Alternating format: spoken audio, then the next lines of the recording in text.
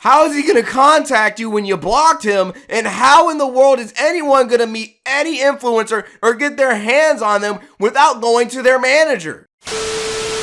Given the recent allegations through Coffeezilla's 3-part series covering the scam that Logan Paul had created, Logan Paul finally took it upon himself to give Coffeezilla a proper response. And today, boys and girls, we're going to be looking at this response. Coffeezilla. I watched your 3-part series called Investigating Logan Paul's Biggest Scam, and like many on this platform, you have successfully used my name for views and money. 8 seconds in and this man's already inflating his own ego, just sucking himself off. While your work used to be impartial, your addiction to clicks has clouded your judgment. Your addiction to clicks has clouded your judgment? But for him to say that about being addicted to clicks, like he's one to talk. This man literally recorded somebody else's dead body for views. So down bad. And you've made very real errors with very real repercussions. I'm just trying to understand where Logan is getting this impression on Coffeezilla being a clout chaser when literally he actually made real life errors and was, hanging out with shady characters, and that didn't really lead to him having the best judgment himself. And he proves that later on in this video. Coffee, you took a shot at my reputation. So in this video today, I'm going to be defending myself with facts, something that you have gotten in the habit of twisting as you continue to morph from an investigator to a gossip channel. You see, Coffeezilla tried to work with law enforcement in the past, but his work was described as not anchored to truth and often speculative. He is a lopsided journalist with an agenda, and he's nothing more than the Keemstar of crypto and finance. But as opposed to just telling you, I'm going to show you some of the core discrepancies that I caught in Coffeezilla's investigation. Coffee, you interviewed the developer who stole the game code, fled to Switzerland, and held it hostage for $1 million. Well, his name is Zach Kelling. Surely, as the internet detective that you proclaim to be, I really don't understand why Logan brought up Zach Kelling's real name. Like, this really supports any argument that Coffeezilla put against him. You would know that he spent time in prison for multiple felonies, one for aggravated robbery, armed robbery at a liquor store, and the other for, surprise, obstructing the legal process. I can see why you kept him anonymous. Like, okay, we know that the guy that you hired is actually a terrible person. How does this help you in the long run, Logan? It doesn't help at all. Birds of a feather flock together. All of these guys are just a bunch of con artists and scams. That's why they're in this crypto shit in the first place. I can see why you kept him anonymous. I can see why you kept him anonymous. How about you tell your viewers that you're working on this game with who exactly you hired? Dude is feeling himself, bro. Who we'll be calling Z here. I guess among many things, it doesn't surprise me that he lied about having 30 engineers and a $50,000 a week burn rate. On my end, I have 30 engineers. I'm burning $50,000 a week. Which, side note, is how this delusionist landed on the $1 million code ransom, but it turns out he only had 3 engineers. Wouldn't someone with journalistic integrity know their credible source had not only an agenda, but a fondness for orange jumpsuits? Were you ever gonna tell your viewers and the people who paid for Crypto Zoo that you hired a felon? Oh, but I guess you didn't do that good of a background check before you hired him. With your fans' money! Imagine taking your subscribers' money, right? And then you're gonna hire felons? Oh my God. Ransom, but it turns out he only had 3 engineers. Wouldn't someone with journalistic integrity know their credible source had not only an agenda, but a fondness for orange jumpsuits? How do we even know if these are engineers in this photo?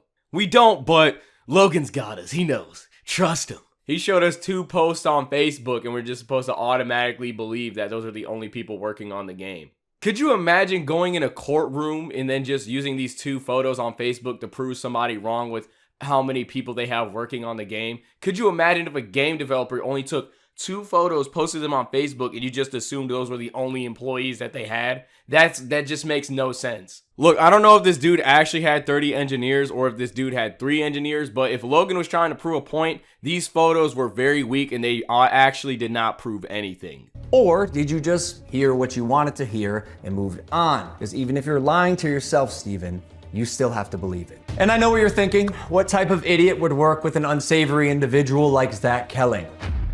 I guess that's what I get for trusting the team that I relied on to vet and manage Eddie's hiring process, who has turned out to be a professional con man that I have since learned fooled billionaires, the Mormon Church, the owner of the New York Yankees, and now me. Logan is just continuing to point out that the people that he hired were bad guys, but he fails to realize that this doesn't make Logan himself any less of a bad guy for hiring these same people. Not hiring a felon to do a job for you is like the most basic of basic things to do. That is like a standard. In certain cases, you might not even be able to work at McDonald's with a criminal record. How do you mess this up, bro? How do you take money from your subscribers and give it to criminals? If that's even where the money went. And surely you knew Emilio, the gentleman who supposedly let his child invest in a cryptocurrency, was allegedly responsible for 2 rug pulls before you interviewed him. So either you missed that or you knew it and failed to let the public know. Why? Because it was a clear sign that he was also untrustworthy. I just find it so crazy how he tries to take jabs at Coffeezilla for working with felons with the production of his video so that he can have the same evidence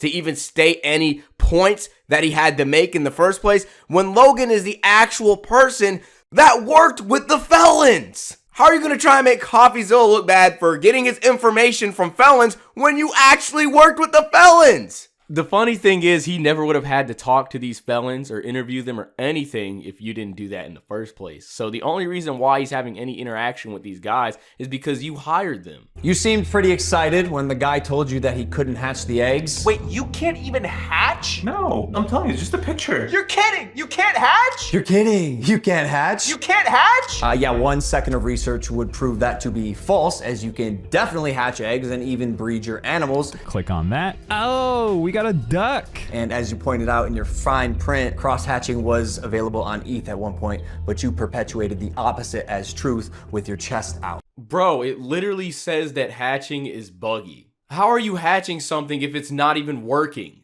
It was so buggy that it shut down. That is literally what that says. What are you talking about? How are you hatching if you don't even have your own program working properly if it's shutting down?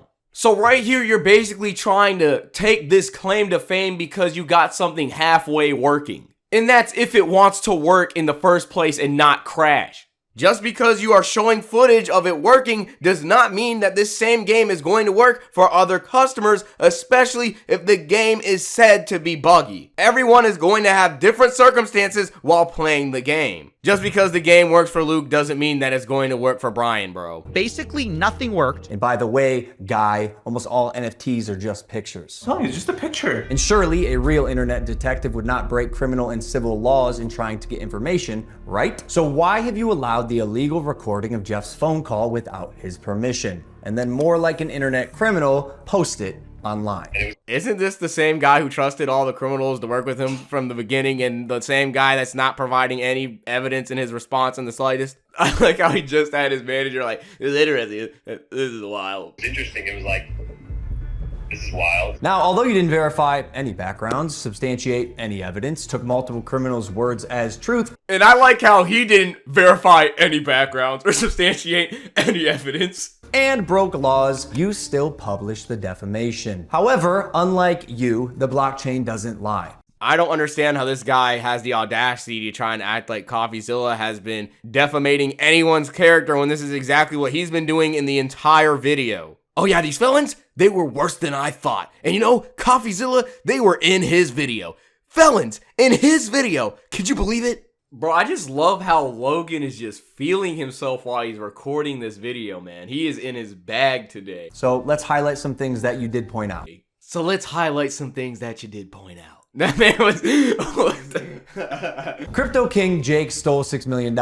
True or not, we had already removed him from the team when we realized he was a bad actor and his motives were purely financial. Conman Eddie, lead developer, stole $1.7 million. True or not, when we learned he was a bad actor as well, he was immediately removed from the team. While myself and Jeff sold nothing and made nothing. I just love that photo of him and Jeff. Like, they're just sitting there like, we're nice guys. We made nothing. We sold nothing.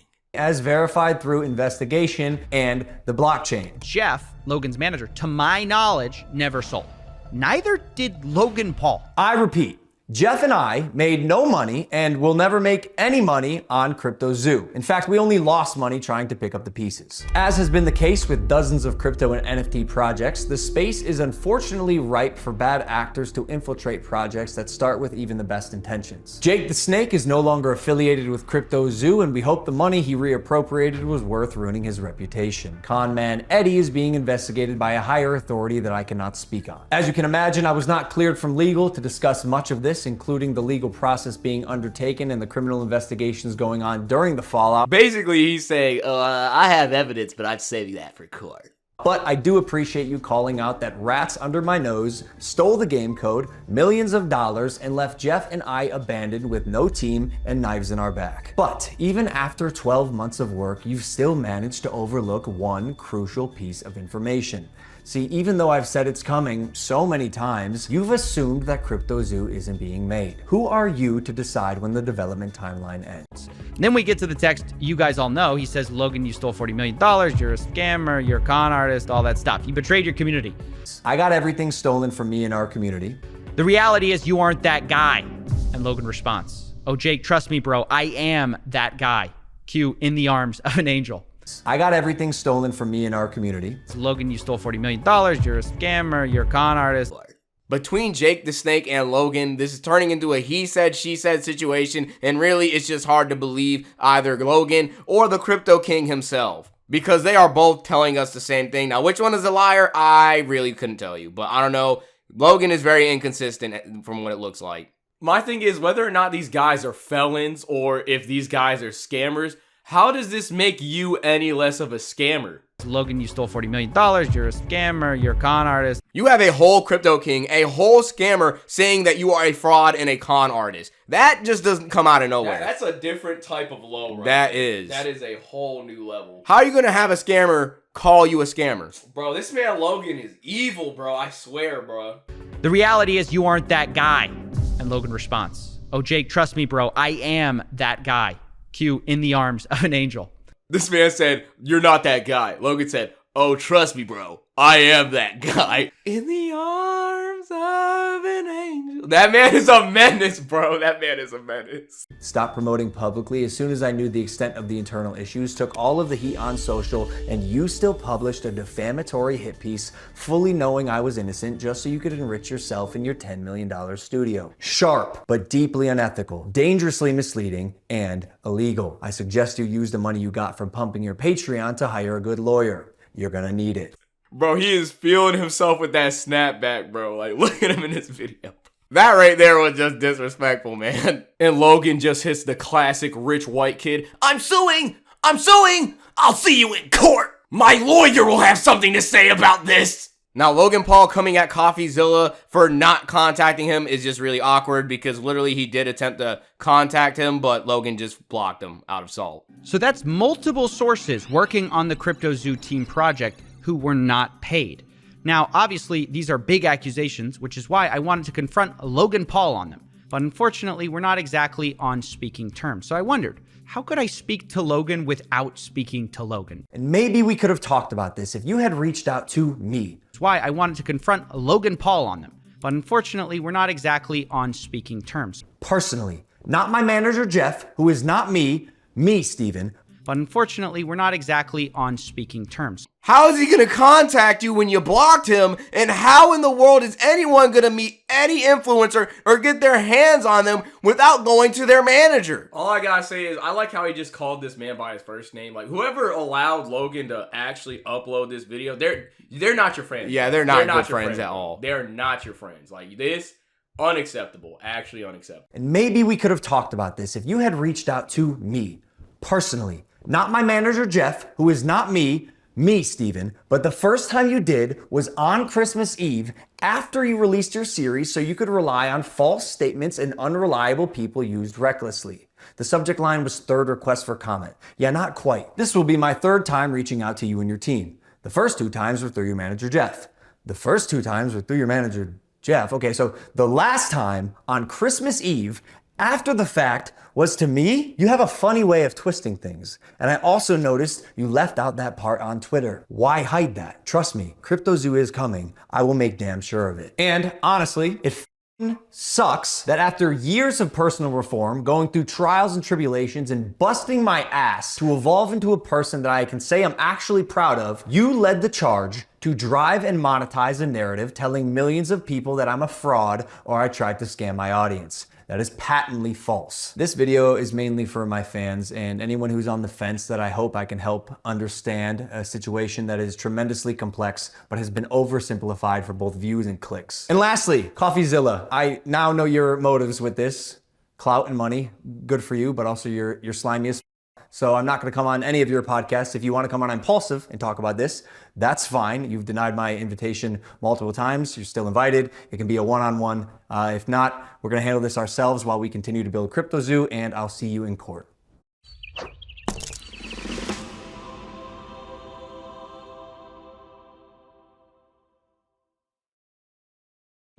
What exactly did Coffeezilla do that was so slimy? I don't understand, like, at all. The classic, I'll see you in court. Oh, my favorite. That's my favorite line right there. All I gotta say is this man Logan has nothing but yes men. I don't know if this man actually watched that Coffeezilla video all the way through, but this man just looks like a fool with this response. You cannot cover every single thing that he used to make you look stupid in a 7-minute video. The only people that are going to believe this are your fans that are dumb enough to just overlook everything because you whisked them away by showing them that, oh, this dude with this video worked with felons, but anyone with a brain would remember the fact that you hired these felons in the first place, so how does that even work? For 7 minutes straight, this man's had me cringing and he's been looking like a fool. You need to stop getting yes men on your side that let you do whatever you want. You need to get some actual friends, bro. This is not it. It's really just sad because they actually let this man drop this response video like this. They needed to review this video a good 5 or 7 times. It's just crazy because, you know, I don't have any beef with Logan Paul. And then whenever I kind of, like, if I even start to kind of like him a little bit, there's always something that this guy does, bro. Like, why?